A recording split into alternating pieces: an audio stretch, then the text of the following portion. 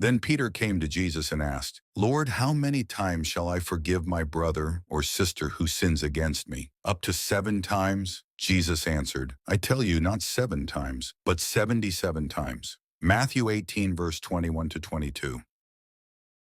If the Lord should deal with the human family as men deal with one another, we should have been consumed. But he is long-suffering of tender pity, forgiving our transgressions and sins. When we seek him with the whole heart, he will be found of us. Christ is our sin-bearer, one who constantly pardons iniquity and sin. Mercy, forbearance, long-suffering is the glory of his character. When Moses prayed to the Lord, saying, Show me thy glory, he said, I will cause all my goodness to pass before thee. The question that Peter asked of Christ was suggested to him by the lessons that Christ had previously given in regard to church discipline. The Jewish precepts enjoined upon men the duty of forgiving 5 offenses, and Peter thought that in suggesting 7 times he had reached the limit of human patience. But Jesus would have him understand that those who have the divine mind and were imbued with the divine spirit would exercise forgiveness without limit. The plan and ground of salvation, which is love, is the principle which must be carried out by the human family. Should Christ limit his mercy, compassion, and forgiveness by a certain number of sins, how few men would be saved. But the mercy of Christ in forgiving the iniquities of men teaches us that there must be free forgiveness of wrongs and sins that are committed against us by our fellow men. Christ gave this lesson to his disciples to correct the evils that were being taught and practiced in the precepts and examples of those who were interpreting the scriptures at that time. The principle upon which Christ acted in seeking the recovery of the human family through the plan of salvation